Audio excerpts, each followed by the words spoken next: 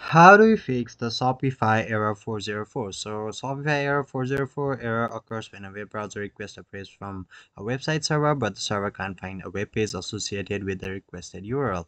So what you'll have to do, go to your store, go to your home screen, simply leave the page where you are in, go to your home screen. From there, head on towards the content. From there, you'll go to the menu section where you can see there is a URL redirects options. Press the URL redirects, and here you will see you can create URL redirect. So here you'll select the link or the URL of the page where you're getting error. So and here you'll select the link where you want to go ahead and fix that error.